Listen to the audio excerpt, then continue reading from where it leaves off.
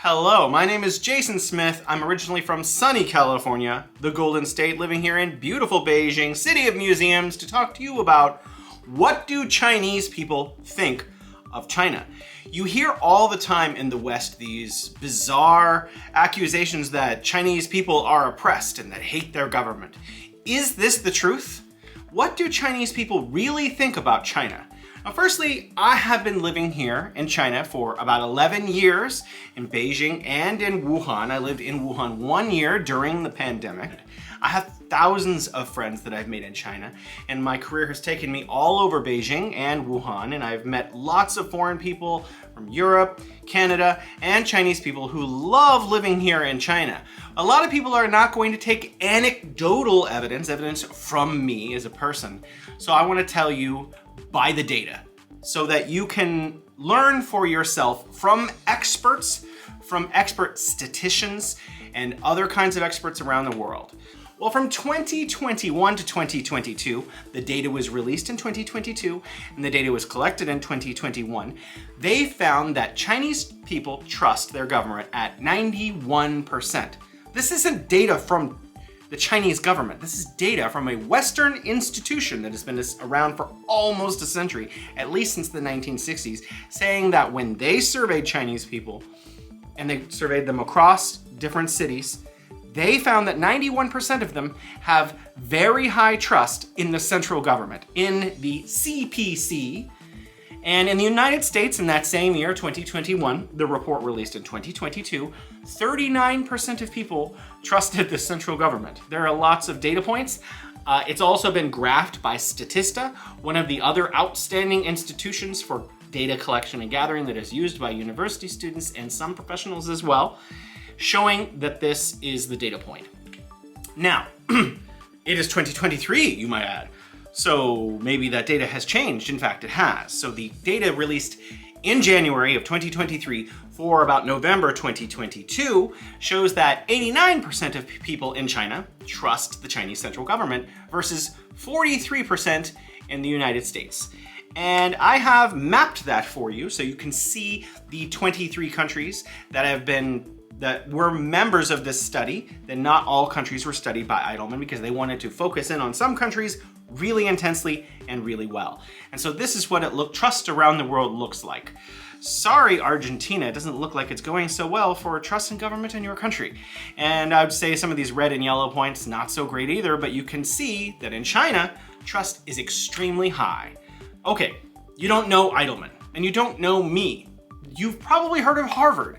It's a university, I believe, kind of global, kind of famous. What did they say? Well, according to longitudinal research, that means research that takes place over many years, from 2003 to 2016, according to Harvard, we're talking Harvard now, 93% over that period of time have strong trust in the central government and support for the central government.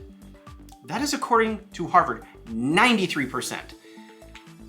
The Harvard Gazette reported 95.5% in 2016, and more recently in 2020, for the year of 2020, Harvard Business Review showed that the Ash Center at Harvard's Kennedy School of Government, 95% of Chinese people trust their central government, are satisfied with Beijing government. Why is this the case? That all of these very prestigious institutions, Statista, Edelman, Harvard, all say that Chinese people trust their government? Could it be that they do? Why would that be? Perhaps you've heard about the Chinese initiative to eliminate poverty. Absolute poverty, not poverty. So are there poor people in China? Yes. But are there people that are starving in China? No. So absolute poverty, as defined by IMF and World Bank, has been eliminated in China. So this has been a centuries, millennia-long hope for the Chinese people. And over the last 30 or 40 years, an enormous amount of work has gone into completely eliminating all absolute poverty from China. And this was achieved in 2020. What about healthcare? There is practically universal healthcare access in China, unlike in some other countries you may know about. Quality housing. Everyone has access to housing. Housing is very affordable, especially in second, third tier cities where it's extremely accessible to get a new, nice, modern home. What about high-speed rail? The United States has no high-speed rail. They claim there's a little bit, but it actually doesn't meet international standards. China has 42,000 kilometers of high-speed rail. 42,000 kilometers of high-speed rail. I've ridden in it. You can take a coin and put it in the window and it will not fall over. It is so smooth. And some of it, most of it, travels at 350 kilometers per hour. So you don't even need to take a plane, and the high-speed rail runs on time. Planes, maybe there's a delay. There's not a delay with the trains. You have a train at 9 from Beijing and you're going to arrive at 11 in Shanghai. Guess what? You get on the train at 9 in Beijing and you arrive at 11 in Shanghai. Economic growth. China's growth from 2013 to 2021 was 38.6 of all global growth, more than the entire G7 combined. That's Japan, the United States, UK, Canada, etc. All lumped together, they were not as much as one country's economic growth, China. You can see from this chart from the IMF that China's growth is expected to be 3 to 4 times greater than the United States in the year 2023. So the next time you hear someone say, China's collapsing, no, they're wrong. Maybe don't trust that source of information. Environmental protection. A lot of people will say there are no birds in China. Sorry. There are plenty of birds, obviously, but China actually has grown more forest cover than any country in the world over the last 30 years. And that's both naturally regenerating forests, that's reforestation, and planted forests, that's afforestation, where they're literally making the deserts smaller. What about energy? China's investment in transition energy, that is energy that is renewable and green, is far greater than any country in the world. In fact, it's greater than the United States, Germany, France, the United Kingdom, Japan, the Republic of Korea, India, Spain, and Italy put together. That's how much investment went in 2022 from China into these forms of energy.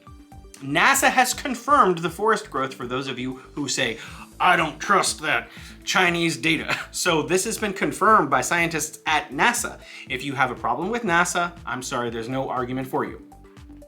Global respect. So people in China have respect for their government because their government is respected around the world. Here is a map of the BRI members, the Belt and Road Initiative members around the world, which are about 3/4 of all countries in the world are members of the BRI. And in fact, China's main trade partners are pretty much everyone. So if you look around, even the countries like the UK, the United States, and Germany, where some politicians some of the time were like, well, we're gonna decouple or whatever, they're actually increasing trade over time. 2022 to 2023 Edelman Trust Barometer, 65% of people say, my family and I will be better off in 5 years, compared to the US, where it's 36%, about half. Okay, I've mapped that here. You can see who's doing well and who maybe needs more hope. So the next time you hear people talking about, oh, China not satisfied with their life, they're so oppressed, why do they love their government more than twice as much as Americans? More than twice as many as a percentage of the total amount of Chinese people love and are satisfied with their government than Americans. The world often looks to America as a beacon of hope, but actually Chinese people are far more hopeful, twice as hopeful. I would say if you're watching a media source and they say the Chinese people are oppressed, you can't trust that media source. At least you can't trust it when it's talking about China, because research at the top universities and by the top people around the world are telling a very different story. And me and my friends who live here in China, a lot of us don't ever want to leave. I've got a green card and I plan on staying in China forever. I love it. It's amazing. Thank God I moved to China and found out what it's really like for myself. All right, we'll see you next time. Bye-bye.